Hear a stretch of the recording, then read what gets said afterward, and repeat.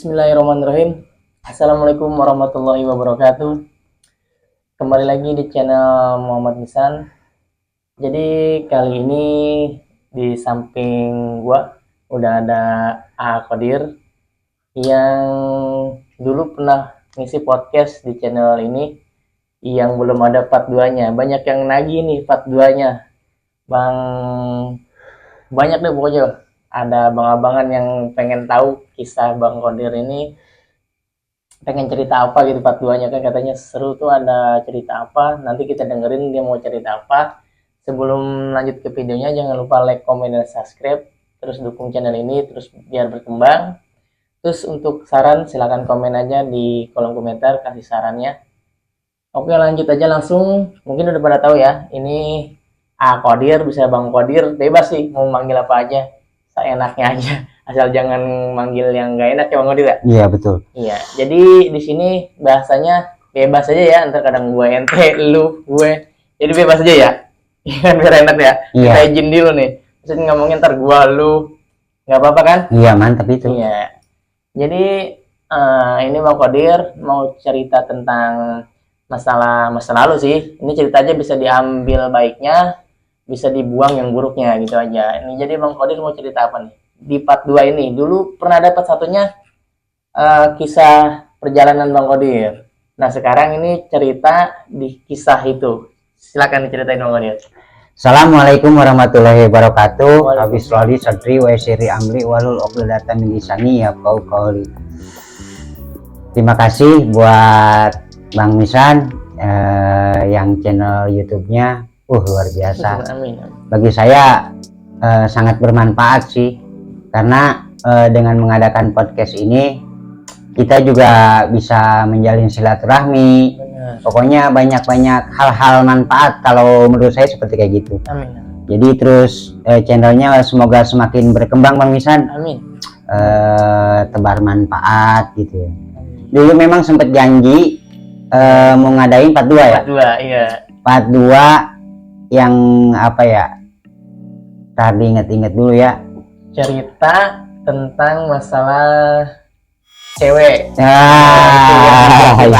Daerah. Pokoknya kalau di Rangga Jati Sempurna ada Jati Rangga di situ katanya. Ada kisah apa tuh? Oh iya.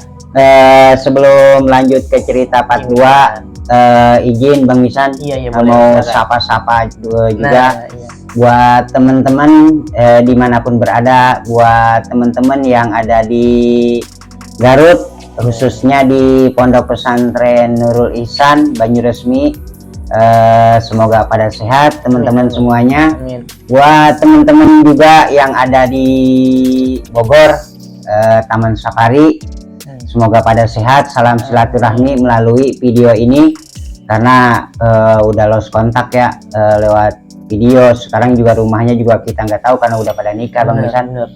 Buat teman-teman juga yang ada di Jakarta Timur, buat para alumni 230 Duratip Jakarta Timur. Iya. Terus buat teman-teman dimanapun berada, nggak lupa kalau misalnya ada kesalahan di masa lalu, tolong dibukakan kesalahan saya, dibukakan pintu maaf yang seluas-luasnya. Salam silaturahmi ya. Jangan lupa juga dukung channel ini terus, mudah-mudahan channel ini semakin berkembang dan tebar manfaat gitu, terus maju. Beliau ini Bang Misan ini ibarat kata guru YouTuber di Keranggan ya. Dia udah otodidak, belajar sendiri, akhirnya bisa ngajarin ke yang lain gitu ya. Iya dulu Bang Misan, dulu itu kita untuk merubah menjadi diri yang lebih baik itu nggak mudah Bang Misan. Pasti banyak cobaan, rintangan. Itu pasti ada. Iya pasti. Kalau misalnya diceritain ke situ mah panjang ya. Iya. Pasti semuanya yang merasakan merubah diri menjadi lebih baik lagi pasti ya ngerasain hal-hal yang kagak enak gitu ya kan. Hal-hal yang kagak enak karena dulunya kita biasanya, karena merubah kebiasaan itu nggak mudah. Pasti. Berat. Nggak, pokoknya nggak nyaman lah. masih gampang membalikkan tangan gitu kan ya. Nggak nyaman. Tapi siapapun dimanapun, siapapun yang menonton tayangan ini, kalau misalnya niat ingin berubah, atau sudah pernah berubah gitu ya kan, coba pertahankan, nanti bakal ngerasain enak dan manis dan bahagia yang hakiki. Dulu itu kita lanjutin ke cerita part 2. Dulu itu sebelum saya seperti sekarang ini, alhamdulillah kalau sekarang sudah ngajar pengajian remaja ya, setiap rutinan malam Jumat. Namanya itu pengajian Ikatan Remaja Taman Ilmu Atyabul Ihsan. Silakan bisa dibuka YouTube-nya Taman Ilmu Atyabul Ihsan. Di situ alhamdulillah saya yang bina mereka. Tapi sebelum saya membina juga, saya juga sempat dulu belajar di Pondok Pesantren Nurul Ihsan Garut gitu ya kan. Nih saya jelasin di sini gimana sih dulu sempat ada yang bertanya ikan, cuman bertanya enggak lalui saya gitu ya kan. Si Qadir katanya dulunya nongkrong, main gitar, mabok-mabokan, kok bisa ngajar sih katanya kayak gitu. Iya, saya jelasin di sini. Nih, ini manfaat kan, jadi ajang manfaat kan. Dulu saya pesantren di Pondok Pesantren Nurul Ihsan Garut. Iya. Dulu saya sempat jelasin di video pertama ya. Tuh pernah dijelasin juga. Dijelasin lebih detailnya lagi, mungkin ada yang belum dijelasin juga mungkin. Kampung Cikawawo, Desa Banyuresmi, Kabupaten Garut, Provinsi Jawa Barat. Saya di situ pesantren awal saya pesantren tanggal 30 Oktober 2004 sampai 2007. 2007 terus saya ngeband, ngajar sholawat di Musola Al Muhajirin yang sekarang jadi masjid. Terus karena nggak betah dulunya, emang saya bisa main gitar itu kan, nyanyi itu kan, bisa main gitar itu kan dari kelas 6 SD. Jadi nggak betah. Nah langsung saya itu ngeband sempat rekaman sampai tahun 2010. Nggak benar Bang Ihsan, kacau lah istilahnya, anak band gitu ya kan. Kita kalau misalnya nggak nyanyi gitu ya kan, kalau misalnya kita manggung nggak mabok dulu gitu ya kan, nggak pede gitu ya kan. Nah di situ seiring berjalannya waktu, singkat cerita ngelanjutin cerita part 2. Dulu itu kita itu lagi nongkrong nih sama teman-teman, cuman saya yang paling maaf ya, kadang-kadang pakai bahasanya saya aneh ente atau gua gitu ya. Bahasanya bebas. Iya. Dulu itu gua itu nongkrong sama teman-teman, bisa dikatakan senior lah, jauh umurnya. Gua itu paling bocah gitu ya kan. Bertiga. Ceritanya habis mabok kemana nih? Warawiri kitanya nih. Kemana pokoknya untuk ngilangin pusing yang namanya mabok gitu ya kan. Gitu, muter-muter ya, nggak jelas. Iya, pokoknya otak muter-muter gitu kan, jalan pun muter-muter. Nah gue itu jalan bertiga ceritanya, gue itu duluan. Pas sampai ini mana sih, Cempaka ya, nah ada laki-laki, ada cowok nih lagi boncengin cewek 2. Tuti tumpuk 3 gitu ya kan. Nah gue pepet Bang Ihsan, set gue pepet ya kan, sambil godain mabok gitu ya kan. Gitu pede aja gitu ya kan, padahal waktu itu punya duit berapa ya kalau nggak salah, punya duit 50.000 lah. Lumayan. Beli pepet, gue bilang kayak gini, Bang, itu cewek banyak amat sih sampai 2 lah, ini kosong 1 nih katanya ya kan. Lagi di motor sambil jalan gitu ya kan, sambil jalan. Terus kata si abang itu, dia enak orangnya, maksudnya dia juga ngerespon gitu, maksudnya nggak cuek, nggak apa gitu ya kan. Kata dia itu, dia bilang kayak gini kalau nggak salah, boleh aja sih katanya, 1 nih anterin, cuman jauh katanya. Nggak apa-apa Bang, jauh juga, pokoknya buat wanita ini mah kata saya, ya namanya mabok kita rayuan gombalnya pokoknya ya kan. Pokoknya buat para cowok jangan suka banyak ngegombal lah gitu ya kan, karena nggak mempan buat wanita-wanita, buat cewek-cewek yang sudah emang kemakan gombalan laki-laki.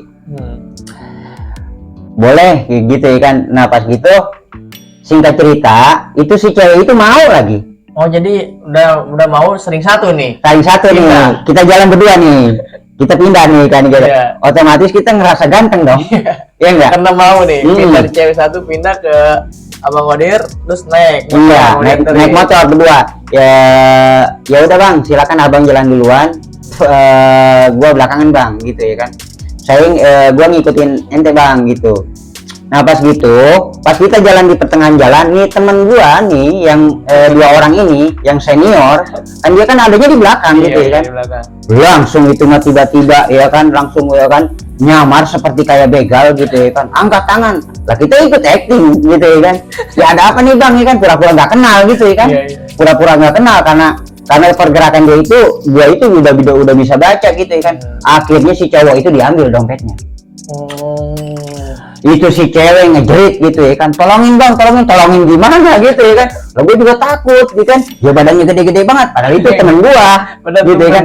Itu demi Allah ya, demi Rasulullah, maaf dibawa nama Allah gitu kan, itu nggak ada rencana sama sekali, nggak direncanain, nggak ada drama buat kayak gitu, nggak ada drama kayak gitu, karena pergerakan dia kayak gitu, ya udah gua ngimbangin, gua ngimbangin aja, pura-pura nggak kenal, ampun bang, diambil itu dompet gitu ya kan. Bener ya, kayak makanya hati-hati kalau misalnya pilih temen gitu ya kan, kita nggak pernah tahu apa yang bakal dikerjain gitu ya kan. Ya udah ngimbangin, akhirnya kena tuh dompet si cowok itu. Jalan ditanya tuh gitu kan, tolongin apa itu, tolongin kayak gimana, badannya aja gede-gede itu dua ya kan, nah, sedangkan gua kecil banget kayak gini, gue lemparin lu jatuh gitu ya kan, kan kacau gitu. Nah pas gitu seiring singkat waktu ya kan, karena ketakutan jalan tuh ya kan, ya udah terpaksa kita nganterin itu cewek juga ya kan. Akhirnya itu cewek daripada pusing gitu ya kan, bang ini cewek pindahin aja ke situ. Lah kok dipindahin katanya, udah bang pindahin aja ke situ bang, takut jadi keadaannya jadi kayak gini.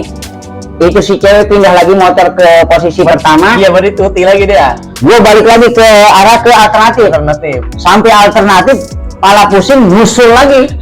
Ini tuh temen gua yang ngambil dompet, gua kejar lagi shot ya kan, karena gua nggak mau ninggalin itu temen ya kan, yang kalau kata anak jalan solidaritas lah ya kan, karena dia itu diteriakin begal ya kan. Masa teman diteriakin kayak gitu, masa gua balik sendiri? Kalau bisa aja sih gua mau ninggalin juga, karena posisi gua aman. Iya kan, karena gua posisi gua ceritanya nggak kenal nih, nyamar lah. Akhirnya dikejar gitu ya kan, dikejar, akhirnya ketemu. Ketemunya pas di situ juga? Enggak, ketemunya udah lewat Citra Grand, arah mau Cilengsi. Udah jauh banget arah mau ke Cilengsi, dikejar-kejar gitu. Itu diteriakin ya kan, begal, maling segala macem lah gitu ya kan. Kalau misalnya posisi gua, kalau misalnya mau ninggalin, ya gua posisi gua aman. Karena nggak kenal. Iya, pura-pura nggak kenal. Itu asli bener nggak nyangka bakal seperti cerita kayak gitu ya kan. Itu nggak nyangka kok bisa jadi kayak gini ini ya gitu ya kan. Mungkin pengaruh alkohol itu temen-temen saya. Ini kenapa bisa jadi kayak gini gitu ya kan. Ini kenapa kita jadi drama kayak gini gitu ya kan.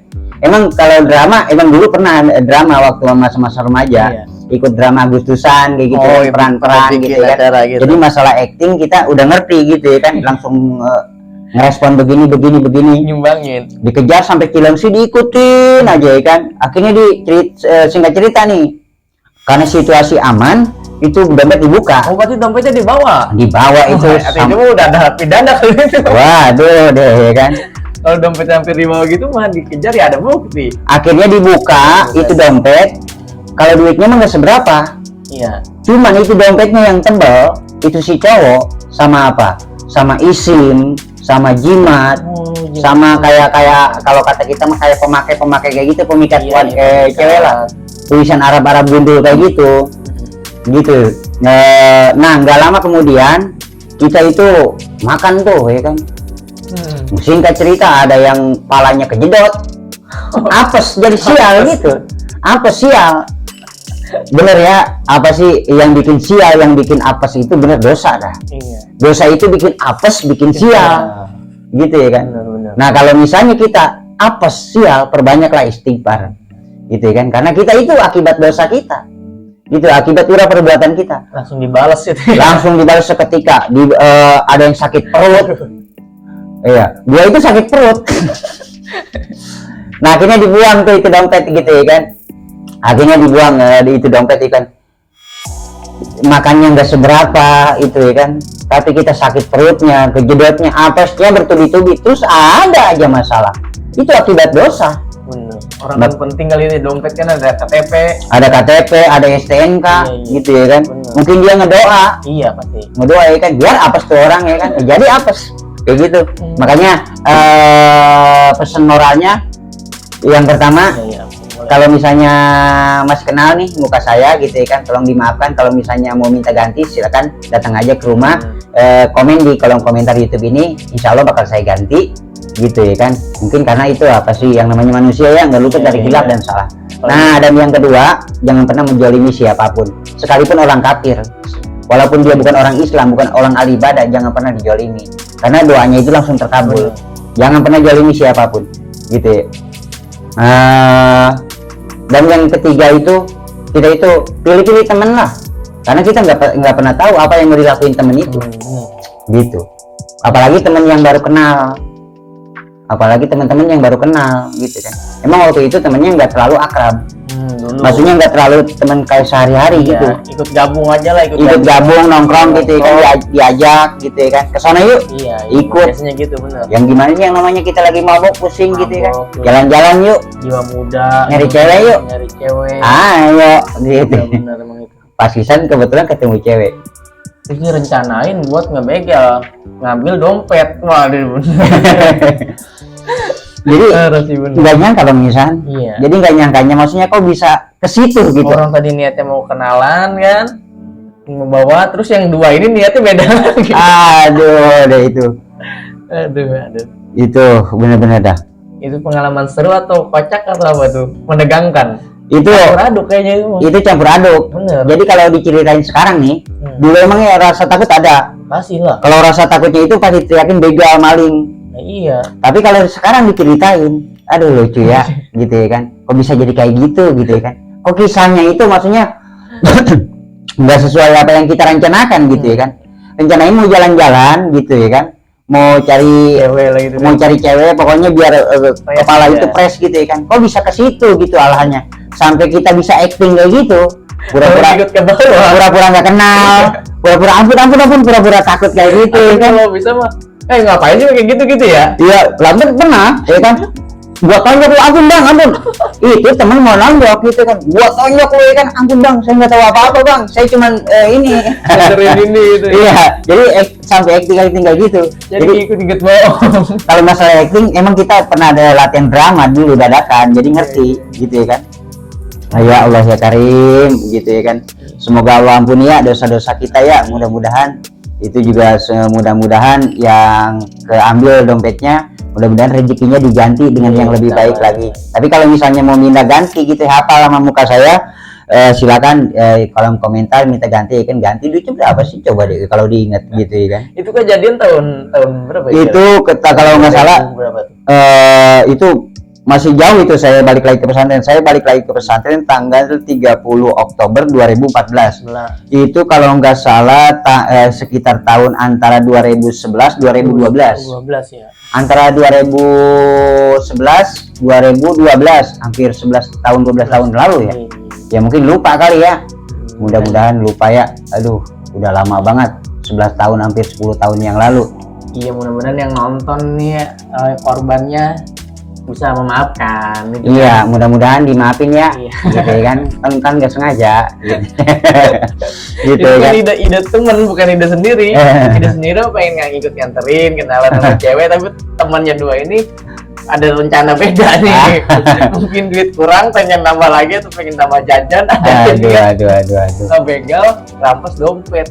Makanya Ceweknya nggak diambil apa-apa barangnya. kalau cewek nggak diambil apa-apa. Oh, berarti intinya tuh niatnya berdua pengen ke cowoknya aja nih ngambil dompet. Iya, pokoknya apa aja sih kalau menurut kalau dari pergerakannya apa aja. Iya.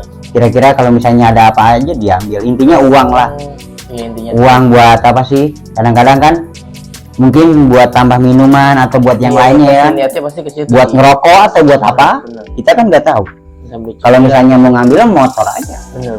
Motor aja kalau Contoh paling selintas doang kan, emang nggak direncanain. nggak direncanain. Lagi jalan terus lihat boncengan Tuti 3 nih, cewek 2 inisiatif pengen kenalan terus ngajak bonceng satu. Terus yang temen 2 ini malah rencanain beda. Nah iya gitu. Bener itu kaca, maksudnya deg-degan lah tuh, diteriakin kalau kena ya ada pasangan juga yang udah ngambil nyopet di situ. Waduh itu mah, itu takutnya itu pas teriak. Iya diteriakin pasti. Tapi ada yang ngejar, nggak ada yang enggak? Itu banyak.